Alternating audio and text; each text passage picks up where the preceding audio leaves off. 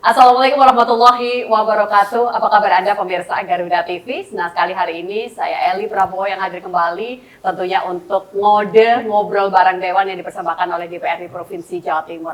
Dan satu tema yang akan kita bahas di hari ini lebih berkaitan pada Jatim Rumah Aman, sinergi Dewan dan juga aparat jaga kondusivitas daerah. Sebenarnya kalau bicara Jatim yang aman, itu bukan cuma sekedar aman gitu ya. Artinya ketika sebuah daerah, provinsi itu benar-benar bisa menjaga situasi yang kondusif, maka dari segi investasi itu juga akan jauh lebih baik dan nantinya juga akan berdampak pada perekonomian di sebuah daerah, tentunya di sebuah provinsi. Nah, bagaimana upaya untuk bisa menjaga kondisi yang aman dan bagaimana Jatim bisa menjadi rumah aman? Ini saya pun juga masih butuh banyak penjelasan begitu ya dari tamu saya di hari ini untuk bisa memberikan penjelasan secara detail. Dan kembali sangat luar biasa, saya tengah bersama dengan Wakil Ketua Komisi A DPRD Provinsi Jawa Timur, ada Bapak Haji Budiono Esos MAP. Assalamualaikum, apa kabar? Waalaikumsalam Mbak Eli, ketemu lagi.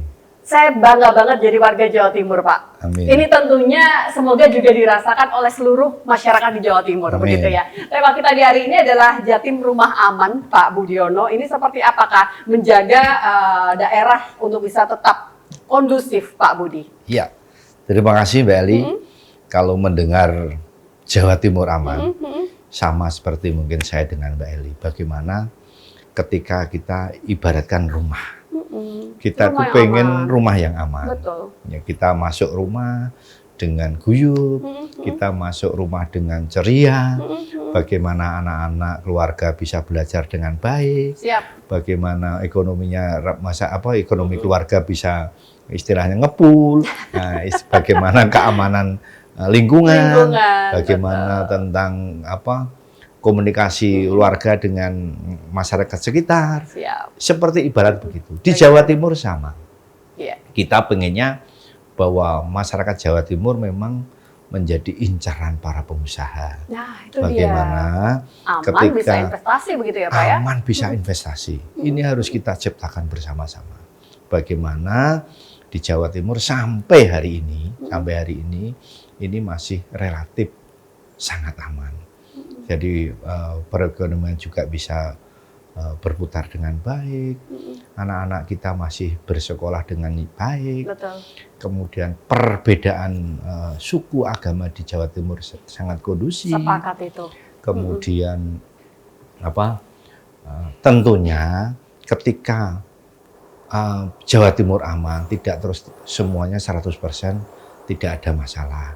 Tentunya beberapa hal yang juga masih kita jumpai tentang kriminal, tentang anak-anak yang mungkin balap liar, tentang apa. Ini akan upaya kami, koordinasi kami, apalagi kami selaku pimpinan Komisi A, ini sinergi kami masih kami jalankan. Terus, begitu ya? Dengan Kesbangpol, bagaimana pembinaan lingkungan dengan keyakinan dan berbeda. Kemudian dengan TNI Polri, dengan Polda kita koordinasi, dengan Pak Pangdam, dengan semua lintas. Kita ajak omong bersama, ini rumah kita. Betul. Rumah yang harus dijaga bersama-sama. Tidak mungkin DPR akan menjaga sendiri. Tidak mungkin TNI, pemerintah sendiri. Sama-sama kita satu padu, kita upayakan Jawa Timur menjadi Jawa Timur yang aman. Untuk kita semua. Pak, versi Pak Budiono, indikator aman untuk Jawa Timur itu apa? Kita bisa lihat dari mana, Pak? Kalau Jatim itu aman, rumah yang aman. Rumah yang aman. Kita lihat tadi saya sampaikan awal bahwa orang masuk di Jawa Timur ini merasa seperti masuk rumahnya sendiri. Merasa dia terlindungi. Sampai hari ini perbedaan suku agama tidak mencolok. Harus mesti dengan cara yang anarkis. Ini masih kita jaga. Jadi sehingga masih juga banyak investor yang datang di Jawa Timur untuk menanamkan investasinya sehingga sampai hari ini di Jawa Timur masih penilaian di investor ini menjadi aman. Kemudian banyak dari daerah-daerah lain yang kuliah di Jawa Timur merasa terlindungi. Merasa dia bisa kuliah dengan tenang, tidak ada pertengkaran antar mahasiswa daerah satu dengan yang lain dengan perbedaan tadi sehingga harus berbondong-bondong kamu daerah mana, kamu suku apa. Ini kita tidak menemui.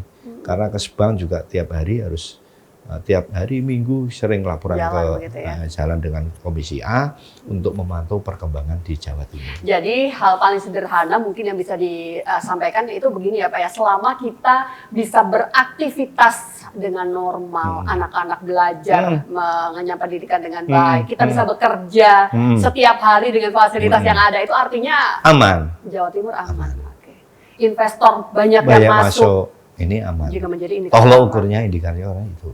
Oke, baik. Sebenarnya Pak Budi mewakili sebagai wakil rakyat begitu ya. Tentunya juga yang diwakili ini beraneka ragam juga begitu kan. Apa sih Pak tantangan terbesar untuk masyarakat Jawa Timur yang cukup majemuk sebenarnya? Saya jadi pengen dengar cerita versi Pak Budi dari pengalaman Bapak. Kalau mungkin silam di Lampau, ini tantangan kita bisa langsung diantisipasi. Sekarang ini dengan keragaman yang perlu kita hadapi, tentunya dunia digital. Bagaimana menangkal hoak, ini menjadi tantangan kita. Bagaimana ada penipuan online dengan cara ini menjadi tantangan kita. Jadi tidak seperti di lampau-lampau itu mungkin tidak digital. Sekarang ini zamannya sudah digital.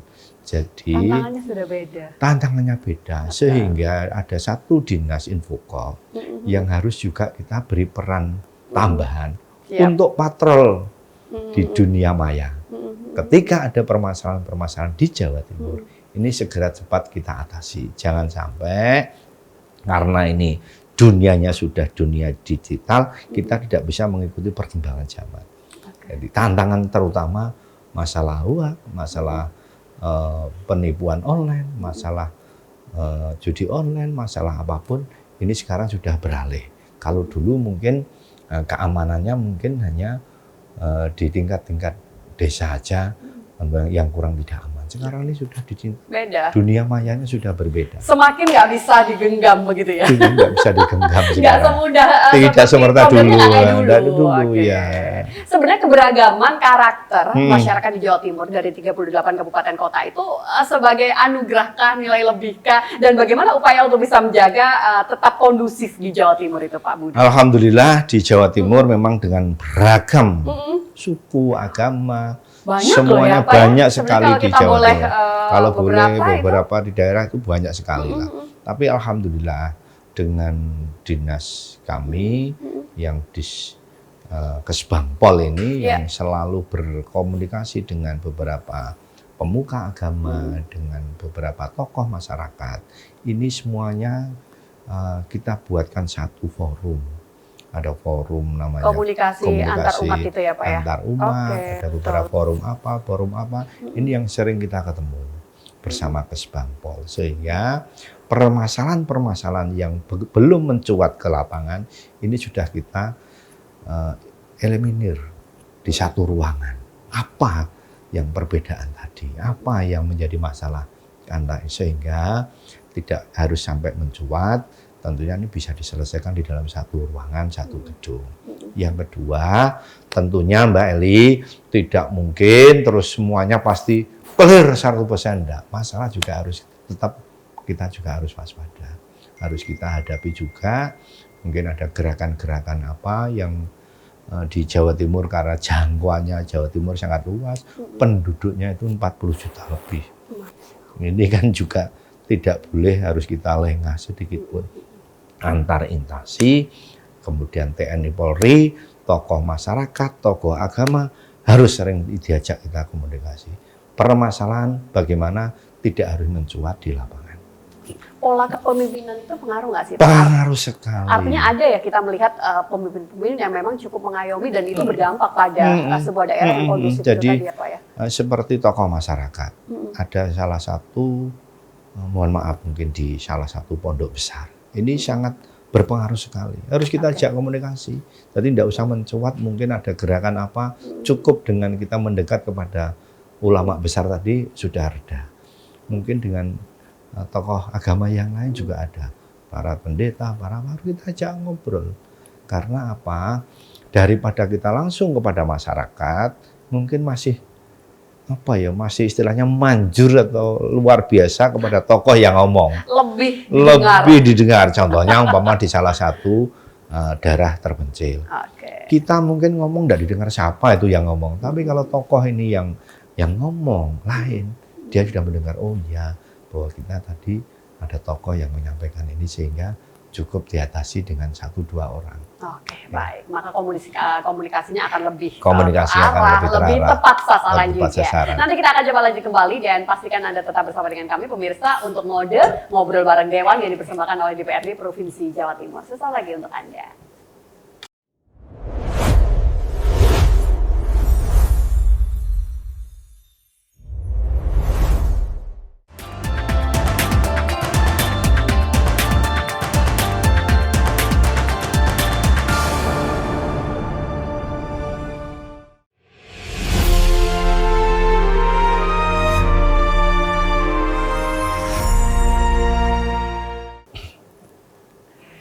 Dari awal saya sudah menyebutkan, saya cukup bangga bisa menjadi warga Jawa Timur. Apalagi kalau dikaitkan dengan bagaimana Jawa Timur yang tetap aman dalam kondisi dan juga situasi apapun. Dan tentunya itu tidak secara serta-merta begitu ya, kita dapatkan secara instan. Ada banyak upaya di belakang itu semua. Jadi sinergitas yang baik, kerjasama yang baik, komunikasi yang baik juga antara legislatif, eksekutif, dan juga mungkin masyarakat di kota Surabaya. Ini tentunya juga punya peran yang cukup luar biasa. Dan bagaimanakah dengan Jawa Timur? Tentunya butuh upaya yang jauh lebih ekstra keras karena jangkauan wilayahnya jauh lebih luas dengan karakter yang berbeda tentunya di dalamnya. Dan kali ini saya masih bersama dengan Wakil Ketua Komisi A DPRD Provinsi Jawa Timur, Pak Budiono. Kembali potensi konflik, Pak. Ini yang masih mungkin wajib kita waspadai. Jadi tenang itu bukan berarti aman, begitu ya? Itu yang harus kita ingat bersama. Tenang bukan berarti aman, jadi tetap harus waspada. Adakah sebenarnya potensi konflik yang patut untuk bisa diwaspadai, Pak Budi? Baik, Mbak Eli. Jadi Jawa Timur ini memang unik. Potensi-potensi konflik. Siap. Ini kami di Komisi A dengan Kesbang, dengan Polda, dengan Pangdam, dengan beberapa instansi, ini sudah kita petakan. Siap. Kalau biasanya konflik ini adalah di tahun-tahun politik, betul, bukan berarti kalau di tahun politik tidak ada konflik, bukan. Tapi tetap kita waspada karena di Jawa Timur ini banyak sekali karakternya. Contoh tadi di Jawa Timur, kalau terjadi kerumunan, ini kan kerumunannya ini adalah saya pernah menyelesaikan masalah tentang bola. Sahabat di salah satu contoh di supporter. Kalau supporter ini, saya yang langsung menyelesaikan tentunya tidak bisa. Tapi ada satu oknum, satu orang yang memang dia membawai semuanya ini ngomong, akhirnya juga bisa reda. Satu komando, ternyata itu bisa. Tapi kalau dia mungkin sendirian ya tidak mungkin bisa membuat onar. Tapi kalau banyak kerumunan ini juga harus kita waspadai. Yang kedua, konflik yang kedua tentunya di perguruan. Di beberapa daerah ini harus kita waspadai. Contohnya di Madiun, ada beberapa perguruan. Kalau ada kegiatan-kegiatan, ini kita sudah saling koordinasi.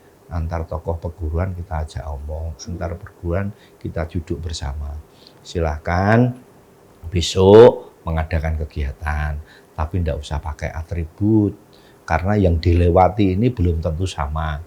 Kalau lewat dengan pakai atribut, mesti dia akan menimbulkan konflik di daerah itu. Jadi saling menjaga, makanya tokoh-tokohnya diajak kumpul, silahkan mengadakan kegiatan di salah satu daerah, tapi ketika lewat di daerah A, ini tidak usah pakai atribut. Atributnya disimpan dulu, nanti ketika sudah di daerahnya baru dipakai. Karena ini konflik. Ini tentunya memerlukan komunikasi antar tokoh, antar pemuka, sehingga Kesbang ini sudah dipetakan. Ketika tenang, Pak, bulan ini akan ada begini, kita sudah antisipasi. Kita langsung dengan Kesbang, dengan Satpol, semuanya kita ajak koordinasi. bagaimana ketika di Jawa Timur ini tidak mencuat ketika ada permasalahan-permasalahan yang tidak kita inginkan. Oke, betul. Pak, yang Pak Budiono lihat dari upaya dinas terkait, ini sudah cukup maksimalkah untuk bisa melakukan komunikasi, menjaga komunikasi antar kelompok itu tadi, ya kelompok masyarakat begitu ya, yang ada di Jawa Timur, Pak Budiono? Jadi komunikasi kita dengan tim, dengan pihak-pihak terkait ini sudah tentunya tidak harus 100% maksimal. Tapi kapan kami akan tetap berusaha untuk maksimal. Bagaimana ketika konflik-konflik ini sedini mungkin akan kita antisipasi. Minimal itu. Kalau sedini mungkin sudah bisa kita antisipasi, insya Allah konflik ini andai kata ada, itu tidak sampai harus membesar. Bukan berarti ketika kita sudah mendeteksi dini terus tidak ada konflik. Enggak, minimal ya ketika ada konflik beneran ini sudah tidak harus sebesar yang dibayangkan. Paling tidak deteksi dini dengan pihak terkait ini sangat kita perlukan. Karena kalau sudah deteksi antar golongan kelompok ini sudah kita ajak komunikasi sehingga ketika terjadi konfliknya sangat kecil sekali. Oke, karena sudah di awal kita komunikasikan. Betul. Pak, sebenarnya kalau bicara soal konflik ini kan tentunya nggak lepas dari angka kriminal begitu ya, rasa aman yang tentunya juga berpengaruh ketika angka kriminal yang cukup tinggi. Upaya menekan angka kriminal di Jawa Timur, Pak, kriminalitas apa mungkin langkah-langkah konkret yang sudah dilakukan atau masih akan dilakukan ke depannya, Pak Budiono? Yang sudah dilakukan tadi komunikasi, yang kedua yang kita butuhkan berarti kriminal ini adalah tetap kita harus sering-sering sosialisasi kepada masyarakat. Kita tidak mungkin dengan pihak pemerintah sendiri akan bisa menekan kepada kriminal. Tentunya harapan kita semua tokoh masyarakat juga harus berperan supaya dalam bentuk umpama sosialisasi di beberapa kelompok-kelompok tersebut untuk menyampaikan kepada masyarakat supaya kriminal tidak dilakukan. Yang kedua, ini juga sudah di daerah-daerah sudah juga masih dikembangkan yang gotong royong untuk saling menjaga lingkungan. Ini supaya deteksi mungkin sudah tahu, oh ini bakal menekan kriminal. Yang ketiga, pemerintah, ini peran pemerintah bahwa penerangan jalan ini juga dimaksimalkan. Jadi jalan-jalan sekarang sudah mulai ada lampu penerangan agar minimal orang yang akan kriminal ini lihat kok terang benderang mungkin dia akan berkurang. Yang keempat, Mbak Eli, ini juga tidak kalah pentingnya kami juga berkoordinasi dengan perangkat daerah Jawa Timur dengan kabupaten kota di Jawa Timur, di titik-titik rawan kita berikan CCTV. Nah, itu dia. CCTV di beberapa daerah rawan ini kita kolaborasi dengan kabupaten kota. Jadi sekarang titik-titik rawan ketika terjadi konflik, ketika terjadi kriminal, ini membantu kita supaya untuk menekan kriminal tadi. Pak, bicara soal angka kriminalitas, sebenarnya antara sebuah kota besar di Jawa Timur dengan kabupaten atau daerah yang mungkin lebih di pinggir, di ujung begitu ya, itu gimana Pak? Lebih berpotensi yang besarkah sebuah kota besar karena banyak aktivitas, atau sebenarnya di pinggir pun itu banyak cuma tidak terekspos begitu kan? Sekira kota maupun daerah ini sekarang sudah waspada kita sama-sama. Oke. Jadi yang perlu dijaga adalah tingkat kewaspadaan. Kewaspadaan. Ya, jadi kalau tidak berarti daerah itu tidak ada kriminal seperti di kota, bukan. Di daerah pun sekarang sudah banyak. Contoh saja. Pencurian kendaraan bermotor. Ini kan sekarang di daerah-daerah pencil juga sudah banyak kita jumpai itu. Sehingga tidak hanya cuma mungkin kelasnya masih lebih besar di kota-kota besar, tapi kewaspadaan kota, kabupaten, desa, ini sekarang harus kita cukup juga waspada. Karena kriminal ini makin hari, makin ke depan tidak mungkin dengan gaya caranya, ini kita tidak boleh terlengah. Semuanya harus saling terkonek antara pemerintah, antara keamanan, tokoh masyarakat, dan masyarakat sama-sama kita amankan Jawa Timur. Oke Pak, saya pengen coba mengaitkan dengan salah satu cantolan berita terkini, begitu ya. Ini berkaitan dengan keamanan lingkungan. Entah di beberapa wilayah di Jawa Timur itu kan sempat ada teror pocong, Pak. Sempat viral juga ya, begitu di beberapa daerah. Ini berkaitan dengan keamanan lingkungan. Adakah sebenarnya sudah sempat disampaikan Pak ke DPRD, khususnya mungkin di Komisi A berkaitan dengan keamanan lingkungan di Jawa Timur? Di Jawa Timur, keamanan lingkungan ini sudah kita sering sampaikan, terutama patroli lingkungan dengan masyarakat yang giliran dengan pos-pos roda itu untuk mendeteksi dini. Yang kedua, sistem grup-grup sekarang ini sudah banyak. Grup-grup apa ya, dimanfaatkan juga untuk keamanan lingkungan. Kalau terjadi apa, segera dimasukkan grup-grup di lingkungan masing-masing. Yang ketiga, memang dulu pernah terjadi yang Mbak sebutkan tadi pocong ya, ternyata itu mungkin waktu itu hanya iseng. Hanya iseng, mungkin guyonan antara masyarakat satu dengan yang lain, tapi sehingga membuat satu sempat viral. Tapi ternyata setelah kita telusuri, memang itu adalah awalnya dari iseng. Tidak ada umpama niat untuk apa ya, membuat onar itu enggak. Awalnya iseng aja untuk menakut-nakuti itu, ternyata itu membuat jadi viral.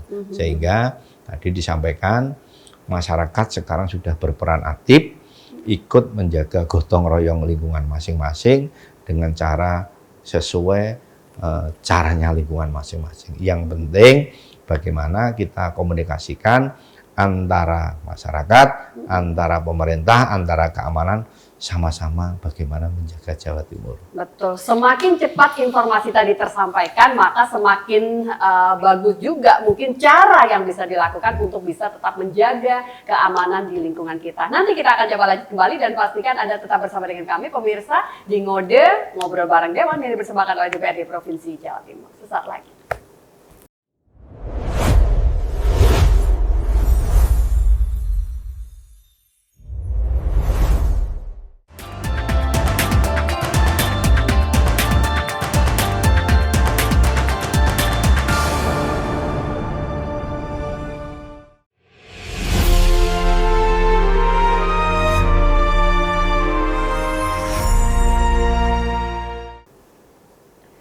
Terima kasih Anda yang masih bersama dengan kami, pemirsa di Ngode Ngobrol Bareng Dewan. Ini yang dipersembahkan oleh DPRD Provinsi Jawa Timur. Satu indikator yang nyata ketika ditanya apakah daerah tersebut masuk dalam daerah yang cukup kondusif. Nah, tadi kita dari awal begitu ya, di segmen 1 dan juga 2, kita sudah menyepakati sebenarnya hal yang paling mendasar yang bisa kita lihat bersama, selain kita bisa beraktivitas setiap hari dengan normal, anak-anak belajar, kita bekerja, begitu kan, orang tua bisa bekerja dengan aman, itu masuk dalam kategori yang aman. Termasuk salah satunya ini ketika daerah tadi, provinsi tadi masih tetap dilirik oleh para investor. Itu salah satu indikator yang nyata, investor masih banyak yang berdatangan di Jawa Timur dan ini bisa menjadi hal yang bisa terus menjadikan kita bertumbuh begitu ya Pak ya, menjadi sebuah daerah yang aman dan juga nyaman tentunya. Pak Budiono, ini berkaitan dengan sinergi antara Dewan dan juga aparat. Ini mungkin publik juga ingin tahu seperti apa sih bentuk konkret dan juga nyata sinergitas itu sendiri, Pak Budi. Terima kasih Mbak. Jadi bentuk nyata sinergitas kita di Jawa Timur bahwa kita ini selalu bersinergi dengan pihak-pihak keamanan karena ini adalah indikatornya adalah Jawa Timur memang sekarang ini memang sudah aman. Siap. Indikatornya aman, investor sudah banyak yang tetap masih berinvest di Jawa Timur. Kalau indikatornya umpama investor tidak mau datang, ini sudah lampu kuning. Tapi karena ini masih investor juga datang di Jawa Timur, alhamdulillah bahwa Jawa Timur ini benar-benar aman untuk berinvestasi. Kalau investasinya di Jawa Timur banyak, otomatis menyerap tenaga kerja yang banyak, perekonomian juga jalan, semuanya keamanan, kriminal akan kita tekan. Intinya itu. Jadi jangan sampai orang ini nganggur, banyak nganggur, pikirannya angka kriminal akan tinggi. Sepakat itu. Sepakat. Sehingga apapun kita akan membuka peluang seluas-luasnya kepada bapak-bapak yang ibu inspektor di nasional maupun di luar negeri, berinvestasilah ke Jawa Timur. Jawa Timur aman untuk berinvestasi. Oke, dan tentunya Jawa Timur juga menjadi pilihan yang cukup menguntungkan. Ini dari segi investor juga ya Pak ya, dari bahan bakunya, termasuk juga SDM-nya, lokasinya, termasuk infrastruktur yang cukup mendukung. Bapak melihat perkembangan itu semua Pak untuk Jawa Timur? Jadi di Jawa Timur sekarang ini infrastrukturnya sudah luar biasa.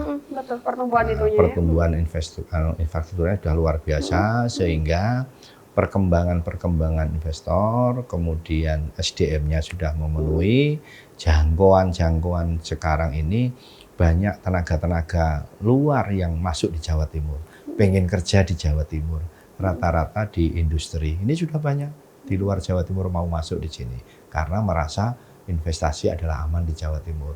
Kemudian tingkat bahan bakunya sudah banyak di Jawa Timur, sehingga sama-sama pengen investasi di Jawa Timur, sehingga bagaimana ke depan ini akan tetap kita upayakan terus, jangan sampai lengah, karena Jawa Timur ini akan menjadi gerbang baru nasional, gerbang baru Nusantara. Gerbang baru Nusantara. Sehingga saya dengan beberapa kepala daerah saling bersinergi, mana daerah-daerahmu yang kamu tawarkan, sehingga ketika Bu Gubernur sekarang ini keliling ke daerah-daerah di luar Jawa Timur, ini adalah salah satunya adalah menawarkan bagaimana kondisi iklim berinvestasi di Jawa Timur. Baik, ini kembali pada tema kita Pak, Jatim Rumah Aman, dan kita akan coba beralih pada fungsi legislasi, jadi pembuat perda. Apakah sebenarnya kita perlu Pak adanya sebuah regulasi khusus untuk bisa memperkuat fondasi keamanan dan juga kerukunan warga di Jawa Timur, Pak Budiono? Oke, jadi kita juga menyiapkan perda untuk bagaimana berinvestasi di Jawa Timur dengan aman. Perdanya sudah kami siapkan. Kemudian bagaimana iklim investasi di Jawa Timur tadi disampaikan. Orang ini kalau tidak ada aturan, ada perlindungannya, mungkin dia masih ragu. Tapi karena kita ini sudah siapkan semuanya, bagaimana ketika orang ini mau berinvestasi, caranya bagaimana sehingga dia bisa senang atau bisa respect ketika berinvestasi di Jawa Timur. Jadi perda tetap harus kita siapkan. Jadi payung hukumnya dipersiapkan, tapi kitanya juga lebih mempersiapkan diri. Dan tentunya pemirsa Garuda TV tidak hanya dewan saja, tidak hanya aparat saja, tidak hanya pemerintah saja, butuh sinergitas juga dengan masyarakat. Mungkin kalau dulu itu kita punya banyak cara-cara ya Pak ya untuk bisa saling menumbuhkan rasa aman, gotong royong begitu kan. Apa kalau dulu mungkin di pos kamling, cangkruan, ini masih cukup relevankah sampai dengan hari ini? Masih melihatkah ya semua itu dilakukan Pak Budi? Jadi gini, ada beberapa yang masih relevan. Contohnya tadi cangkruan, contoh tadi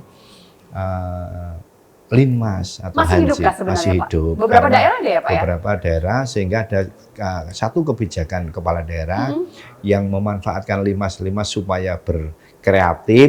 Ketika dia ingin memberikan satu intensif, dia harus berbasis kinerja. Ada kepala daerah yang buat terobosan itu, sehingga kalau dia pengen mendapatkan honor harus ada aktivitas. Contoh kalau pagi siang sip siang, dia harus beraktivitas di masyarakat, ngatur kendaraan, ikut di desa-desa. Kalau malam dia beraktivitas di pos-pos keliling. Di posting, saya tugas di pos 1 ini diberikan ini supaya dia bisa ambil honor. Ada kebijakan tunjukkan. Jadi memang sekarang ini harus berbasis kinerja, tidak seperti dulu tiap bulan harus ngambil honor. Sekarang tidak bisa. Ada kebijakan kepala daerah yang demikian. Makanya terobosan kepala daerah kami juga bersinergi. Saya berikan apresiasi daerah-daerahnya, sehingga ketika ada satu permasalahan di daerah tersebut tentunya berbeda dengan daerah yang lain. Iya, benar, sepakat. Karena mungkin kalau untuk beberapa masyarakat perkotaan itu kan maunya instan begitu ya Pak ya. Untuk yang seperti itu mungkin sangat sulit untuk bisa diaplikasikan. Maunya ya itu tadi bisa dia mengamankan begitu kan. Kalau mungkin tidak memungkinkan diserahkan pada pihak luar, ya berarti dia akan mengamankan daerah masing-masing. Paling gampang adalah rumahnya sendiri. Ini menjadi PR karena tetap kebersamaan itu satu hal yang mutlak begitu mutlak, ya. kebersamaan. Menjaga lingkungan menjaga lingkungan agar tetap aman, kondusif di daerahnya masing-masing. Oke, baik. Pak, ini kita masuk lagi ke era digital. Artinya memang sebuah inovasi sistem pengaduan yang terintegrasi itu kan juga mutlak dibutuhkan. Apa mungkin sudah dijawabkah kebutuhan yang seperti ini, Pak, di Jawa Timur? Di Jawa Timur kebutuhan ini sudah mulai kita jawab.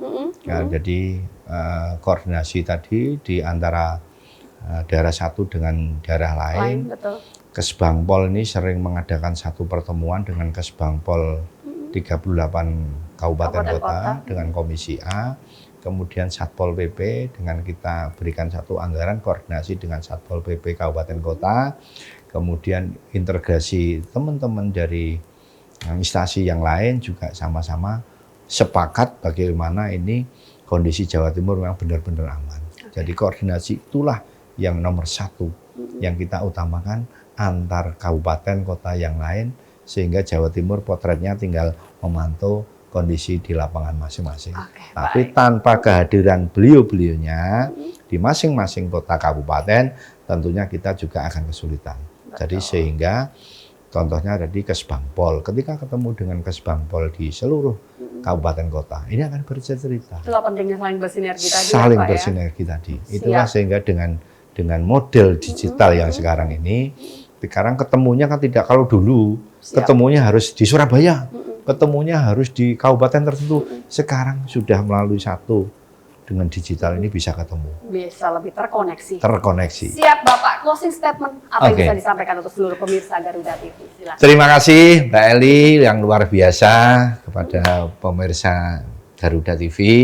Alhamdulillah judulnya tadi adalah Jawa Timur yang aman, betul. Sehingga aman ini tidak harus menjadi tanggung jawab pemerintah saja. Siap. Aman ini harus menjadi tanggung jawab kita bersama. Jangan sampai Jawa Timur ini merasa orang lain memandang tidak aman. Dengan kondisi sekarang Jawa Timur yang sudah aman, ayo masyarakat, para tokoh agama, tokoh masyarakat, semuanya untuk menyatukan kepentingan Jawa Timur, bagaimana Jawa Timur tetap aman dan menjadi incaran kepada investor-investor yang akan masuk di Jawa Timur. Mungkin itu. Terima kasih sekali Pak Budiono sudah meluangkan waktu untuk bisa menyapa seluruh pemirsa Garuda TV, khususnya di Jawa Timur. Semoga nanti tim Garuda TV kembali punya kesempatan untuk bisa bersilaturahmi ke Bojonegoro, begitu terima ya, kasih, Pak, ya? Terima kasih. Semoga terima kasih dan apa yang kita obrolkan di hari ini semoga bisa memberikan manfaat untuk kita bersama. Dan saya Eli Prabowo pamit, sampai jumpa. Wassalamualaikum warahmatullahi wabarakatuh. Waalaikumsalam warahmatullahi wabarakatuh. Matur nuwun Bapak, sukses selalu.